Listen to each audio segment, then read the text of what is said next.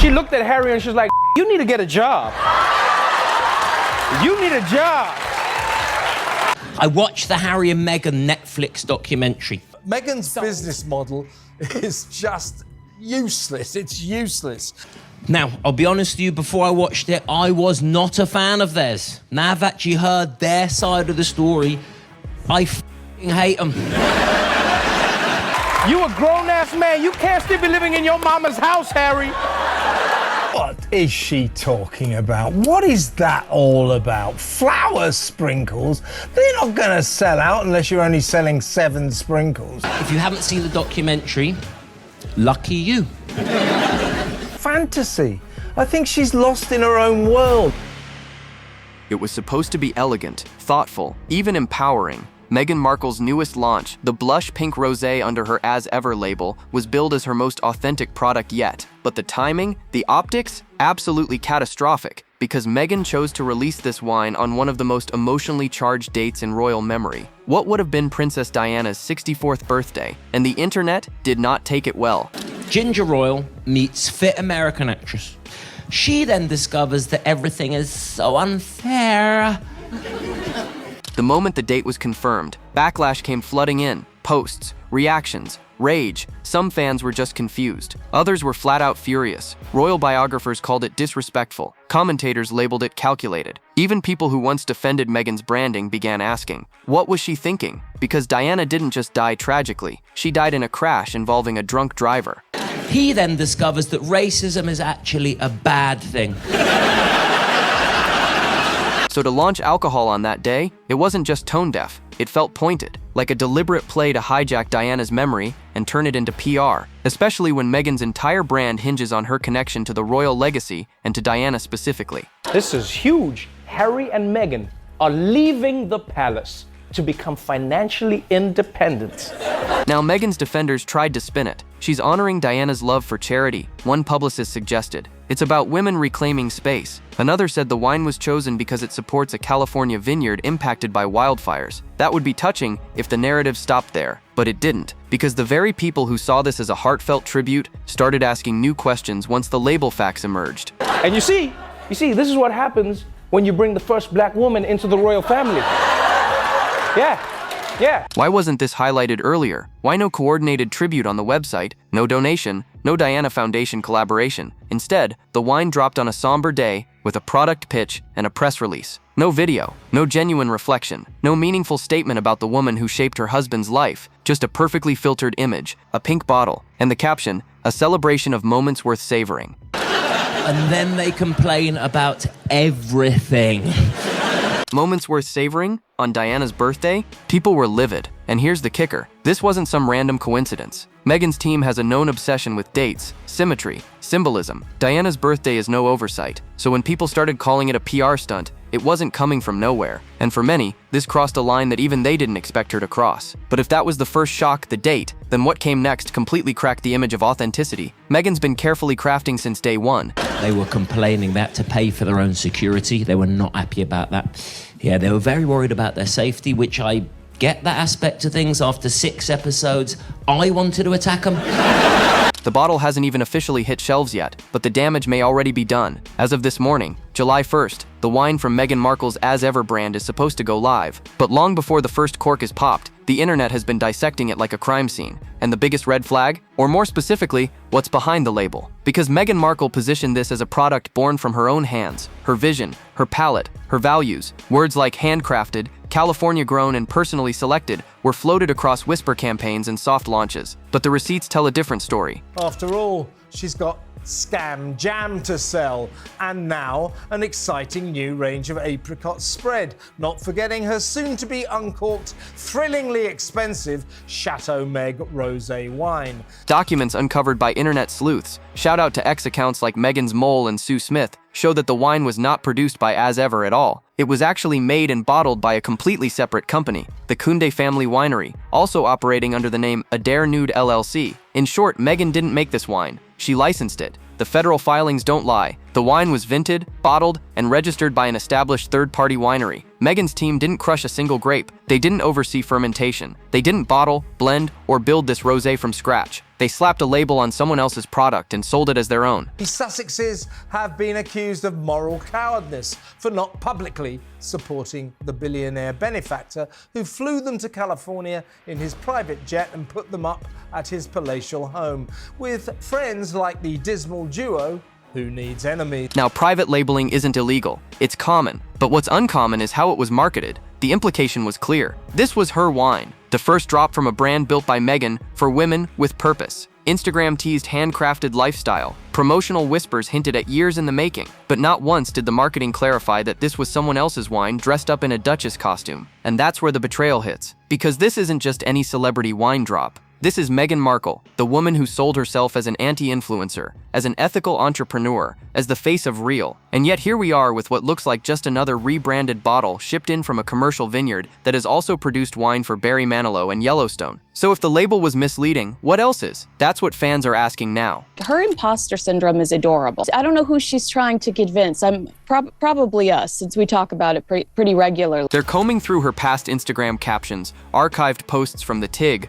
old interviews, hunting for contradictions, and they're finding them. Because this isn't the first time Meghan's been accused of selling something she didn't actually make. But this time, the paper trail is public. The launch is tied to Diana. The backlash is already boiling over. And the reason she allegedly had to outsource the wine in the first place, that's where things get even messier. The real reason Meghan didn't produce the wine under her own company name, it might have nothing to do with branding and everything to do with red tape. Because if you peel back the label, past the aesthetics, past the celebrity gloss, there's something far more practical lurking underneath. And it has to do with one very inconvenient truth. They'll use their kids' titles to make money, just like they already are, just like Meghan already is cashing in on her minor royal status. Meghan Markle allegedly couldn't sell her own wine across the United States even if she wanted to. Why? Because of permits. See, in America, wine laws are a logistical nightmare. They vary state to state, and if you're producing wine under your own brand, actually fermenting, bottling, and selling it yourself, you need a web of licenses just to ship it. And according to experts like DC-based lawyer John Witherspoon, Meghan's As Ever brand would be boxed into a corner. If the wine had been made in-house, produced and bottled by As Ever, she'd be limited to shipping it to only one state, New Mexico.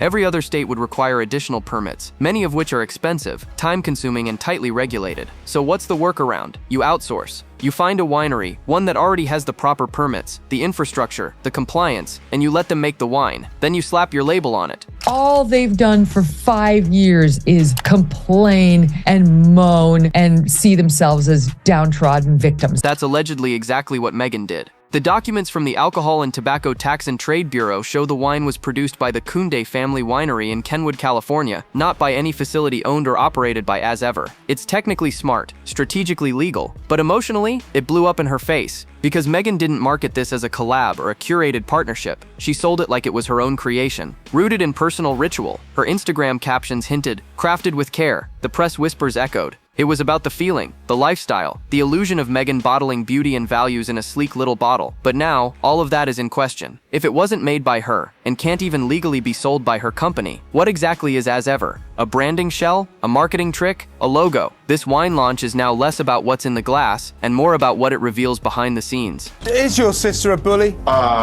Yeah, obviously.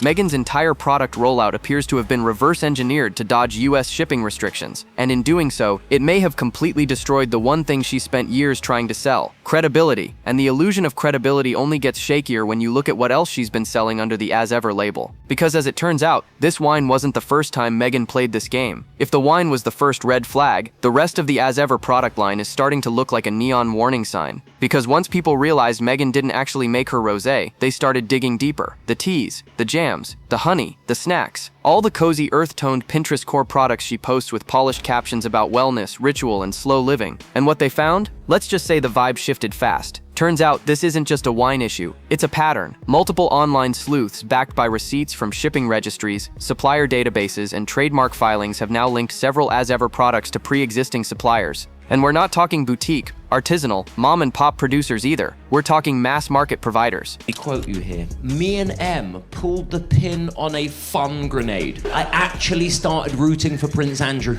Retailers like Williams-Sonoma and other large distributors are being quietly name-dropped in threads. And allegedly, some of the teas and pantry items Meghan sells are identical in packaging and ingredient lists to those sold by third-party wholesalers, just with a different label, which would be fine if it weren't for the fact that Meghan's branding suggests the opposite. Her Instagram feed, carefully curated and styled to look casual, is full of home garden shots, apricots being picked off branches, baskets of herbs, cutting boards full of fresh fruit and flowers. She posts like she's running a countryside cottage industry, like she's handcrafting these products from her Montecito garden in between meditation sessions and poetry writing. But behind the filtered aesthetic is allegedly just another licensing deal. She doesn't own a vineyard. She's not farming bees. He's not hand-blending herbal teas in copper kettles. She's sourcing. She's repackaging. She's storytelling. And that's the part that's turning former fans into furious critics. Because Meghan didn't have to lie. She could have marketed as ever as a curated collection, partnering with sustainable producers, uplifting women-owned brands. She could have leaned into transparency. That would have fit her old ethos perfectly. But instead, she went with the homemade fantasy. And that fantasy is cracking under scrutiny. Worse, some followers feel deceived. They bought into the image, the wholesome Duchess-turned-founder, the ethical tastemaker. But now, they're questioning everything. The brand, the message, even the price tags. And when you pair this with the fact that Meghan launched her first bottle of wine on Diana's birthday and allegedly didn't even make it herself, the backlash becomes even more brutal. Because now it's not just a misstep,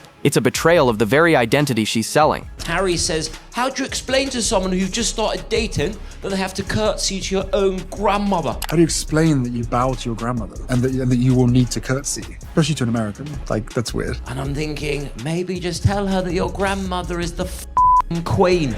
But that betrayal cuts even deeper when you factor in who the date was tied to and what happened to her. For some, the label lie was frustrating. For others, the repackaged products felt manipulative. But nothing hit harder, nothing stung deeper than the date. July 1st, Princess Diana's birthday. The woman Harry adored, the woman Meghan has publicly praised, privately studied, and very likely modeled her entire brand persona around. And this year, on that sacred date, Meghan launched a bottle of wine. Not a charity tribute, not a memorial, not a fundraiser in Diana's name, but a commercial product. Alcohol, no less, dropped on the birthday of a woman who died in a high-speed crash, with a drunk driver behind the wheel. That symbolism wasn't lost on anyone. Royal insiders were horrified. Former royal correspondents took to Twitter to call the launch callous and shamefully opportunistic. Even casual royal watchers, people who hadn't taken sides before, started voicing disgust, because whether you love Meghan or loathe her, the choice felt avoidable. She could have launched the wine a day earlier, or a week later, or literally any other time, but she didn't.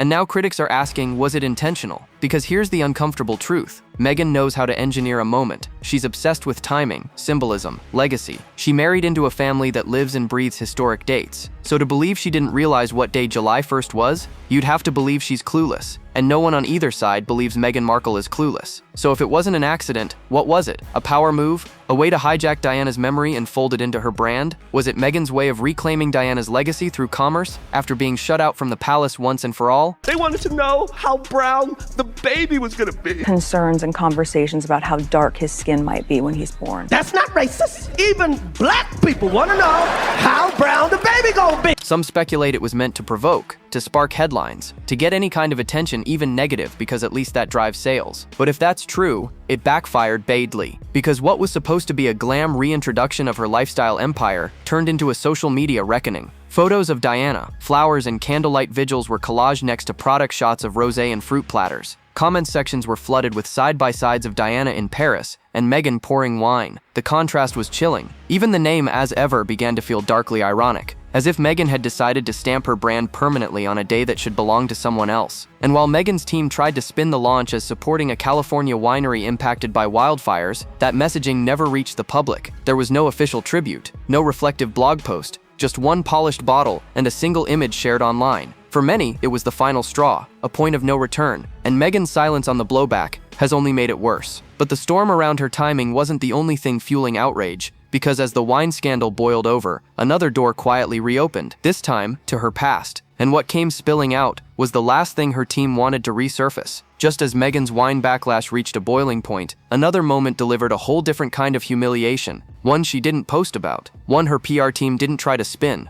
one that couldn't be downplayed with a filtered garden photo or a carefully worded caption. Because while Meghan was bracing for fallout over the Diana Day launch, the wedding of the year was happening across the Atlantic, and she wasn't invited. Jeff Bezos and Lauren Sanchez threw the most celebrity-saturated, tabloid-devouring wedding of the summer. Venice, glamour, super yachts, and a guest list pulled straight from the cover of Vanity Fair. Oprah Winfrey was there, Dale King, Kris Jenner, Kim Kardashian, A-listers, billionaires, power brokers. Everyone who mattered in Meghan's new world was in attendance. Why does Meghan Markle make her own pretzel bags? They don't know why. That's interesting. She takes it from one bag and puts it in another bag. Another bag. And that confuses people. Everyone except Meghan and Harry. They weren't just missing from the photos. They weren't even in the country. Not even a whisper of a last-minute RSVP or a scheduling conflict. And insiders didn't hold back. One source close to the Bezos-Sanchez circle told a British outlet, "Let's be honest, nobody wanted their drama at this wedding. It was supposed to be exclusive, not explosive. Ouch." And the optics couldn't have been worse. Meghan's mother Doria had previously been photographed posing with Kris Jenner and Kim Kardashian at a Lauren Sanchez event just last year. At the time, it looked like Meghan was being slowly welcomed into the upper crust of Hollywood's inner sanctum. She had the royal title, the Netflix deal, the Spotify contract. She was supposed to be the new face of elite, curated, socially conscious fame. But now, that dream looks like it's crumbling. Because this wasn't just any party. This was the party, the one that sets the tone for who's in and who's out. The one that Meghan, by all industry whispers, wanted to be at. She's reportedly been cultivating her brand to align with this exact echelon of glossy, ultra-wealthy influence. Lauren Sanchez is dating the richest man in the world. Her guest list was a who's who of Meghan's aspirational orbit, and yet, not even a cameo. So, as the rosé quietly rolled out, and as Diana's name trended in connection to the wrong headlines, Meghan and Harry were conspicuously absent from the social event of the season. No statement, no response, just silence, and a reminder that in Hollywood, silence is a statement. It was a wake-up call, one that said, loud and clear, the A-list doesn't need Meghan anymore. She was a moment, a royal novelty. But now, she's not just off the invite list. She's off the radar, and while Meghan's current problems are piling up fast, nothing stirs up deeper unease than what resurfaced next, an old rumor she thought was buried. But the internet never forgets. Just when the wine scandal started feeling like the low point, something else crept back into the conversation. You should hope that the kid looks more like Meghan than Harry. No offense, but Harry kind of looks like the guy who played Screech, may he rest in peace. Something from Meghan's past that's haunted her since the moment she entered the royal spotlight. The whispers, the rumors, the screenshots. Yes, we're talking about the alleged yacht girl years. And this time, the claims aren't coming from the tabloids. They're coming from inside the fandom. Over the weekend, accounts like Meghan's Mole and Royally Sage lit up with renewed chatter. Old tweets, DMs, and screenshots were being reposted with fresh urgency.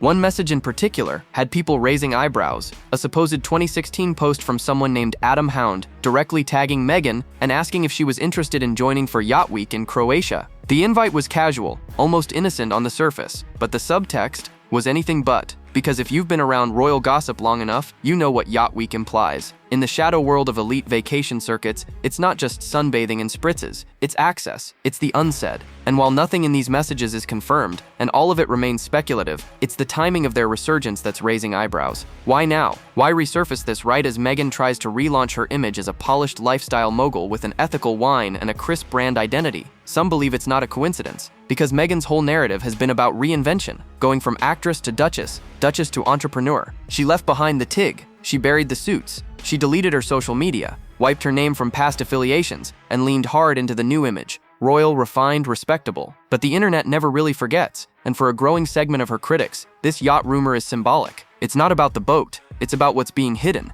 Even more explosive, the reintroduction of a darker theory that during her alleged yacht years, Meghan may have crossed paths with Prince Andrew. Again, nothing is confirmed, it's all alleged. But the rumor mill has been spinning for years about certain circles, certain vacations, and certain names that seem to overlap in a way that's just uncomfortable. And now, with renewed focus on her homemade branding, her marketing integrity, and the legitimacy of As Ever, people are wondering what else has Meghan scrubbed from her history? What else has been curated away? The most troubling part? This wave of rumor revival didn't come from the mainstream press. It came from people who used to support her, royal watchers, former fans, ones who now say they feel duped. Meghan Markle has finally revealed why she and Prince Harry call each other M and H. And he'll say M and you'll say H and your friends say M and it just is a thing. It's a thing. And do you both love it? Yes, and I like nicknames a lot. What could it be? A mystery for the ages. Used, lied to, and when speculation starts bleeding into legacy, it gets harder and harder to control. But while Meghan faced ghosts from the past, Harry was across the country, doing damage of his own, because when he took the stage in New York this weekend, what came out of his mouth had people wondering if he's even tethered to reality anymore. While Meghan was being dragged across social media for her wine launch, Prince Harry popped up in Manhattan, suited, smiling, and ready to deliver yet another speech at a corporate event few had ever heard of. This one was the Nexus Global Summit, a gathering of ultra-wealthy donors, business leaders, and philanthropists. On paper, it was Harry's chance to reclaim some dignity, a statesman moment, something inspiring. But what came out of his mouth was so jumbled, so out of touch that even his most loyal defenders couldn't spin it into substance. I think, the longer that we are on planet Earth, the more experience we have. That line, yes really, was delivered to a crowd that had reportedly paid thousands of dollars to attend. According to insiders, Harry was paid $500,000 for the appearance, $500,000, and what he offered in return was a series of vague reflections on purpose, progress, and of course Meghan. He brought her up again, calling her the most trolled person in the world. He rehashed their usual talking points about digital safety, trauma, social media harm, but the delivery, flat, robotic, detached, and the audience, unmoved. Clips of the speech started circulating almost immediately, and the online reaction was brutal. One commentator said he looked like a middle-aged tech exec forced to present at a board meeting. Another joked he sounded like he was doing a bad impression of a motivational speaker, without any of the motivation. But beneath the mockery was a darker undercurrent. A growing number of people aren't laughing anymore. They're worried, because Harry didn't just sound confused. He looked lost, hollow-eyed, drained. His words wandered in circles, his expressions seemed forced, and at moments, he looked like he was just going through the motions. Some have started whispering what others won't say out loud. Is Harry spiraling again? It's not a new question. Ever since the Spotify grifters fallout and the public unraveling of his brand alongside Meghan's, Harry's been quieter, more reclusive. Rumors have swirled about his emotional state, about loneliness, about unresolved tension with his family and team, and now, standing under a spotlight with nothing but recycled platitudes and a six-figure fee, the cracks were undeniable. Even the New York appearance itself felt like a desperate grab for relevance. If you came up with the picture of an annoying, insufferable white woman, it would be Meghan Markle, even though she's not white. The media barely covered it. The applause was lukewarm. No viral moments, no buzzy headlines, just a paid booking, and a reminder that Harry, once the most charismatic royal on the global stage, now feels like a ghost in his own narrative. And that ghost is tethered to Meghan's every move. Her wine, her brand, her downfall. He's financially and emotionally tied to all of it. And if this latest appearance was meant to prove that Harry still has something to say, it did the opposite. Because if this is all they have left, half-baked speeches and white-labeled rosé, then what happens when Hollywood officially stops calling? It's starting to feel like a closing act. Not a glamorous third chapter, not a pivot, but a quiet, unraveling fade from the very spotlight Meghan fought so hard to claim.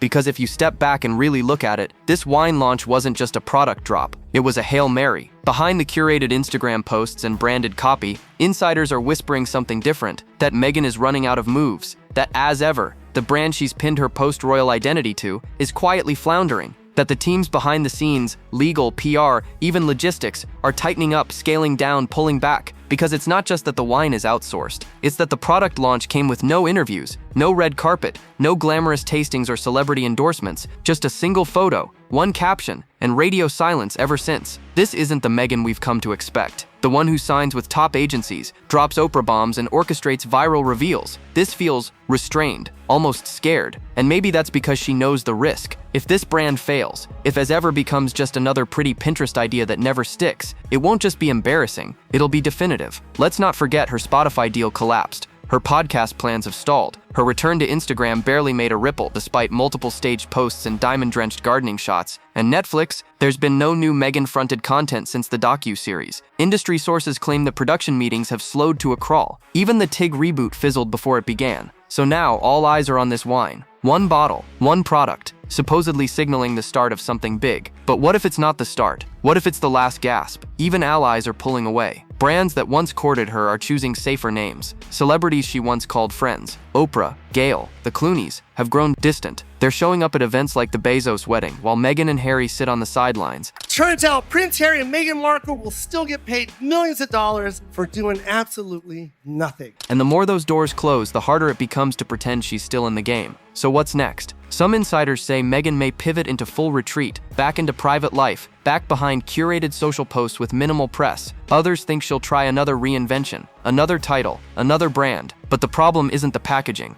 it's the trust. And once that's gone, it's almost impossible to get it back. Which brings us to the question that no one seems to want to answer. What happens when the image collapses completely? When the curated fantasy gives way to the messy, complicated, very human truth? Because that truth is already starting to show. And at the center of it all is the one name Meghan never stops invoking. The one she tried to honor but might have just exploited instead. Meghan thought Diana's legacy was the key, the emotional linchpin, the thread that could bind the royal past to her modern brand, a bridge between duty and reinvention, tradition and influence. She built entire narratives on it. The comparisons were endless. The styling, the speeches, the symbolism. From soft-focused portraits to motherhood mantras, Diana was always lingering in the background like a North Star. But here's the painful truth. Somewhere along the way, Meghan missed the point. Because Diana wasn't just a cultural icon. She wasn't a marketing blueprint or an emotional shortcut to public sympathy. She was complex, deeply human. A woman who wore her flaws publicly, who bled in front of the press, who fought for privacy while remaining unmistakably real. She wasn't curating a brand, she was surviving one. And that's the part Meghan never quite understood. To launch an alcohol brand on Diana's birthday, that wasn't a tribute, it was a tone-deaf misfire. A decision so wrapped in optics and self-serving spin that it undercut every ounce of sincerity, especially considering how Diana died. Especially when no charitable tie-in, no heartfelt statement, no meaningful reflection was offered in return. Meghan didn't honor Diana, she used her. And for many, that was the moment the illusion snapped. Because say what you will about Meghan, her hustle, her ambition, her media savvy, there's a growing sense that the core of her brand has become hollow, pretty, polished, but hollow. And this wine launch on this date with this kind of deception behind it, it didn't just fall flat, it exposed that hollowness. She had a choice. She could have launched the product on any day. She could have tied it to a cause Diana cared about. She could have spoken directly to the symbolism, used it to build something bigger, but she didn't. She posted a bottle and vanished. Now the legacy question hangs heavier than ever, not Diana's legacy, Meghan's, because if her entire post-royal life was supposed to be about empowerment, integrity, and authenticity, then what does this moment say? What does relabeling a bottle of someone else's wine and launching it on the most sensitive day of your husband's family history actually communicate? It says the curtain is slipping, and behind it isn't a visionary or a disruptor, but someone chasing the very thing she once claimed to rise above. So now the fairy tale is flickering, and whether you were rooting for her or raising red flags from the start, one thing is becoming clearer by the day. You can't borrow a legacy, you have to earn one. And Meghan Markle may have just lost the last chance she had to prove she understood the difference. Drop your thoughts below. Was this just a tone-deaf misstep or something deeper? Like, subscribe, and stay tuned. The next video is waiting, and you won't believe what's coming next.